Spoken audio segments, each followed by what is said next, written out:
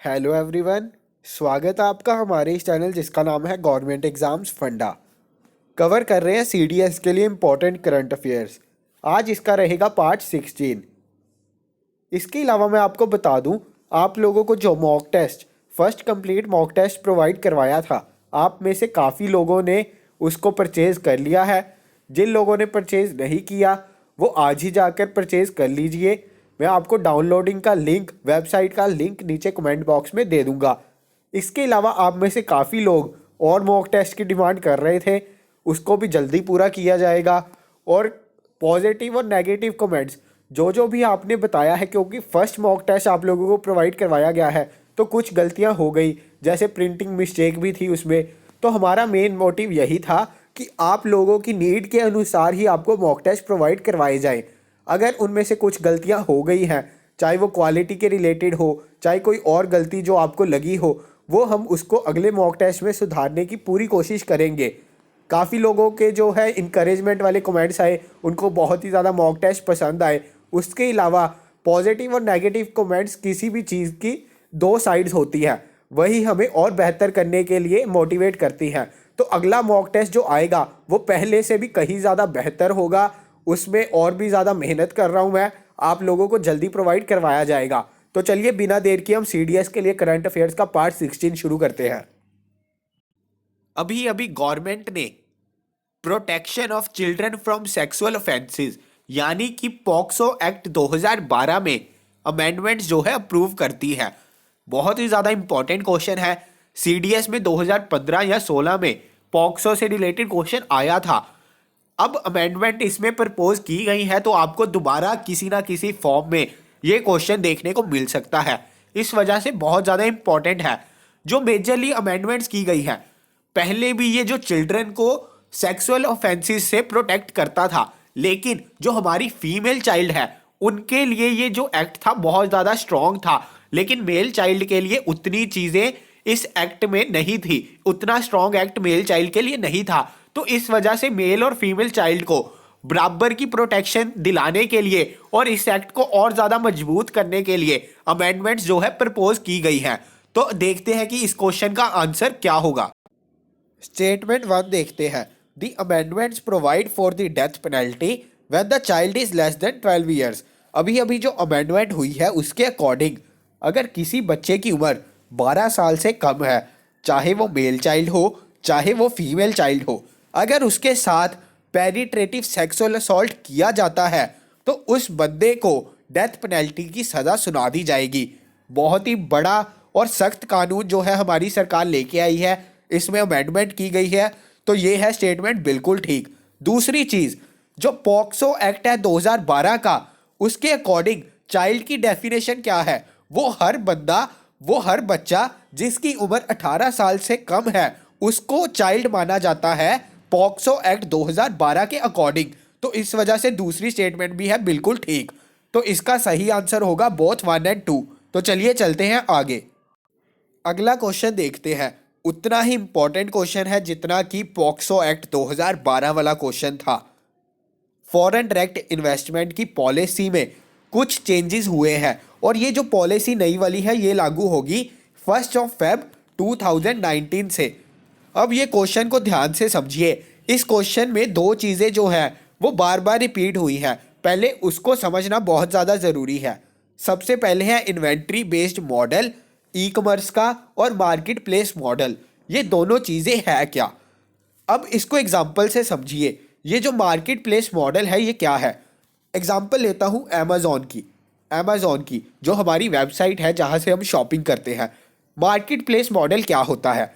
इस मॉडल में जो ये अमेज़ॉन है, वेबसाइट है, ये सिर्फ एक जगह प्रोवाइड करवा रही है सेलर्स को जो अपना प्रोडक्ट बेचना चाहते हैं। यानी कि जैसे एलजी हो गया, सोनी हो गया, ये सारे ब्रांड्स, इनको एक जगह दे दी है अमेज़ॉन ने कि आप हमारी वेबसाइट पे आइए, अपने प्रोडक्ट्स बताइए और जो हमारे बायर्स हैं उनके साथ इंटरेक्ट कीजिए और अपने प्रोडक्ट्स बेच दीजिए। कोई गारंटी वारंटी इस सब की जो जिम्मेवारी है वो अमेज़ॉन नहीं लेता। अमेज़ॉन ने ये सारे प्रोडक्ट जो है नहीं बनाए, अमेज़ॉन सिर्फ एक प्लेटफॉर्म दे रहा है। तो इस तरह से होता है मार्केट प्लेस मॉडल।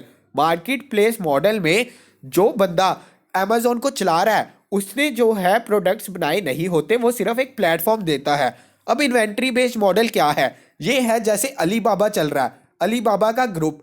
इसमें क्या है, अलीबाबा का ग्रुप जो प्रोडक्ट सेल कर रहा है वो अलीबाबा ने ही बनाए हैं, और जो बायर्स को वो प्रोडक्ट बेच रहे हैं उसकी गारंटी वारंटी हर एक जिम्मेवारी किसकी है? अलीबाबा की है। तो ये होता है इन्वेंट्री बेस्ड मॉडल। तो इन दोनों में आपको फर्क समझ आ गया होगा। अब इस क्वेश्चन को आपको समझने में बहुत ही ज़्यादा आसानी होगी। अब हुआ क्या है, पहली स्टेटमेंट को देखिए, 100% एफडीआई। अभी अभी जो नई पॉलिसी आई है उसके अकॉर्डिंग 100% एफडीआई को अप्रूव कर दिया गया है, यानी कि 100% फॉरेन डायरेक्ट इन्वेस्टमेंट की जा सकती है ऑटोमेटिक रूट से। लेकिन किस मॉडल में? क्या इन्वेंट्री बेस्ड मॉडल में? नहीं, पहली स्टेटमेंट है गलत। गवर्नमेंट ने अप्रूव कर दिया है कि एफडीआई जो है 100% इन्वेस्टमेंट कर सकता है, लेकिन इन्वेंट्री बेस्ड मॉडल में नहीं, वो कर सकता है मार्केट प्लेस मॉडल में। तो इस वजह से है पहली स्टेटमेंट गलत।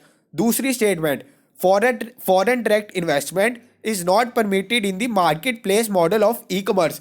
नहीं, ये भी है गलत। ये स्टेटमेंट इंटरचेंज कर दी गई है। उन्होंने कहा है कि फॉरेन डायरेक्ट इन्वेस्टमेंट जो है उसको बिल्कुल भी परमिशन नहीं है फॉरेन डायरेक्ट इन्वेस्टमेंट करने की, लेकिन किस चीज़ में? मार्केट प्लेस में नहीं, इन्वेंट्री बेस्ड मॉडल में।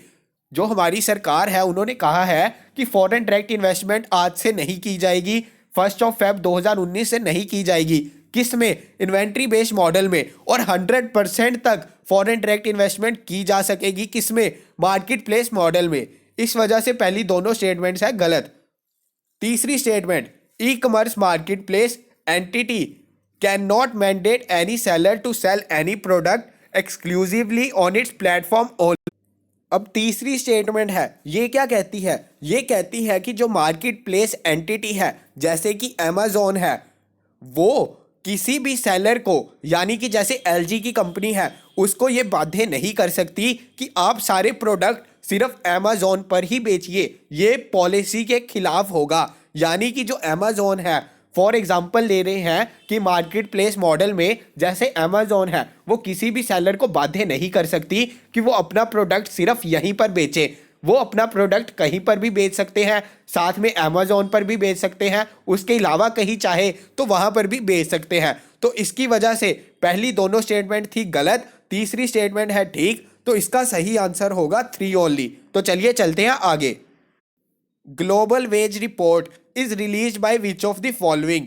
ग्लोबल वेज रिपोर्ट जो है कौन रिलीज करता है? ये रिलीज करता है इंटरनेशनल लेबर ऑर्गेनाइजेशन। तो आज का आपका पहला होमवर्क ये है कि इंटरनेशनल लेबर ऑर्गेनाइजेशन के बारे में रिसर्च कीजिए और एटलीस्ट 4 पॉइंट्स नीचे कमेंट बॉक्स में बताइए कि आपको इंटरनेशनल लेबर ऑर्गेनाइजेशन के बारे में इसके अलावा क्या पता है। ग्लोबल वेज रिपोर्ट बहुत ही ज़्यादा इंपॉर्टेंट होती है, इसको रिलीज करती है इंटरनेशनल लेबर ऑर्गेनाइजेशन। तो चलिए चलते हैं आगे। Food safety and standard authority of India ने एक कैंपेन लॉन्च किया है कि ट्रांस फैट को जो है एलिमिनेट कर दिया जाएगा 2022 तक। बहुत ही ज़्यादा इंपॉर्टेंट फैक्ट है, पूछा जा सकता है। इसके अलावा WHO का टारगेट जो है ट्रांस फैट को ख़त्म करने का, वो है 2023 तक। यानी कि food safety and standard authority of India ने ये टारगेट 1 साल पहले अचीव करने की बात करी है। तो देखते हैं इस क्वेश्चन को। Trans fat can be industry produced by adding hydrogen to liquid vegetable oils. बिल्कुल सही चीज़ है, बिल्कुल स्टेटमेंट ठीक है। जो हमारे ट्रांस फैट जो है इंडस्ट्रीज में बनाए जाते हैं, प्रोड्यूस किए जाते हैं, उसका तरीका क्या होता है? यही तरीका है कि वेजिटेबल ऑयल्स में हाइड्रोजन को ऐड कर दो तो वो क्या बन गया? Trans fat. तो पहली स्टेटमेंट है बिल्कुल ठीक। और ट्रांस फैट वो क्यों बनाते हैं, क्यों प्रोड्यूस करते हैं? इसका रीजन है statement 2, presence of trans fats in oil makes them more solid and increases the shelf life of foods. जो फूड्स की शेल्फ लाइफ है उसको क्या करते हैं? इंक्रीज करते हैं ट्रांस फैट। इसी वजह से इंडस्ट्रीज जो है इसको काफ़ी यूज़ करती हैं, जो खाने में लेके आती है। इसके अलावा बेक्ड फूड्स या जितनी भी हमारी बेक्ड आइटम्स हैं उनमें ट्रांस फैट काफ़ी पाया जाता है। तो इसका सही आंसर जो होगा वो होगा बोथ 1 और 2। Food safety and standard authority of India ने ये जो कैंपेन लॉन्च किया है वो चलेगा 2022 तक, और 2022 तक ट्रांस फैट को एलिमिनेट कर दिया जाएगा। और WHO का टारगेट है 2023 तक। तो चलिए चलते हैं आगे। वॉयेजर 2 बहुत ज़्यादा न्यूज़ में रहा है। पहले तो ये बता दूं कि जो वॉयेजर 2 और वॉयेजर 1 था, इसको नासा ने जो मिशन को लॉन्च किया था, ये किया था 1977 में। और अब ये जो है इतना न्यूज़ में क्यों रहा है? इस वजह से न्यूज़ में रहा है क्योंकि Voyager 2 second human made object बन गया है, सोलर सिस्टम से बाहर निकलने वाला, सोलर सिस्टम को क्रॉस करने वाला वॉयेजर 2। तो इस वजह से ये काफ़ी न्यूज़ में रहा है। तो इस पर ये जो क्वेश्चन जो है बेस्ड है, सोलर सिस्टम से जो बाहर निकलना है उसको हम क्या कहते हैं? ये है हमारा सन। तो सन के आसपास ये है लेयर, जहां तक सन की मैग्नेटिक फील्ड जो है वो वर्क करती है, उसको कहते हैं हीलियोपॉज। तो यहां से जो हीलियोपॉज है, जब भी कोई आइटम या ह्यूमन मेड ऑब्जेक्ट इसको क्रॉस कर लेती है तो उसको माना जाता है कि वो सोलर सिस्टम से चीज बाहर निकल चुकी है। तो अभी अभी वॉयेजर 2 ने हीलियोपॉज को क्रॉस कर लिया है, इस वजह से काफी ये न्यूज में रहा है। तो देखते हैं। Voyager 2 spacecraft was built by NASA. बिल्कुल ठीक है, जो वॉयेजर 2 स्पेसक्राफ्ट था, इसको किसने बनाया था? ये बनाया था नासा ने, to conduct close up studies of Jupiter and Saturn. बिल्कुल सही है, जुपिटर और सैटर्न की ही स्टडी करने के लिए वॉयेजर 2 को स्पेसक्राफ्ट को बनाया गया था। दूसरी चीज, it is the first human made object in history to reach the edge of solar system. बिल्कुल गलत है, पहली स्टेटमेंट है सही, दूसरी है गलत। वॉयेजर 2 जो है सेकंड ह्यूमन मेड ऑब्जेक्ट है हिस्ट्री में जिसने सोलर सिस्टम के एज तक पहुंचा है, सोलर सिस्टम को क्रॉस किया है। और पहला स्पेसक्राफ्ट कौन सा था? पहला ह्यूमन मेड ऑब्जेक्ट था वॉयेजर 1, उसने सोलर सिस्टम को क्रॉस किया था 2012 में। वॉयेजर 1 और वॉयेजर 2 दोनों को लॉन्च किया गया था 1977 में, लेकिन वॉयेजर 1 जो था बना था पहला ह्यूमन मेड ऑब्जेक्ट जिसने सोलर सिस्टम को क्रॉस किया। वॉयेजर 2 बना है अब सेकंड। तो इसका सही आंसर जो होगा वो होगा 1 ओनली। पहली स्टेटमेंट है सही, दूसरी है गलत। तो चलिए चलते हैं आगे। आज का last question, the term Stockholm piece agreement 2018 काफी न्यूज में रहा है। तो ये किस चीज से रिलेटेड है? इसका सही आंसर है ऑनगोइंग क्राइसिस इन यमन। बहुत ज्यादा इंपॉर्टेंट है। आज का आपका दूसरा ये होमवर्क है कि ये जो क्राइसिस चल रहे हैं यमन में, ये किस रिलेटेड है, और स्टॉकहोम जो पीस एग्रीमेंट हुआ है इसकी क्या महत्वता थी। तो ये दोनों चीजें आप कमेंट बॉक्स में मुझे कमेंट करके जरूर बताइए। अगली वीडियोस में हमने जो होमवर्क आपको दिया है वो जरूर कवर करेंगे। आज आपने 2 चीजें जो आपको बताई है वो जाकर ढूंढनी है। तो चलिए आज के लिए विराम लेते हैं। अगर आपको ये वीडियो अच्छी लगी तो लाइक कीजिए, शेयर कीजिए, सब्सक्राइब कीजिए। जल्दी मिलेंगे अपनी अगली वीडियो के साथ।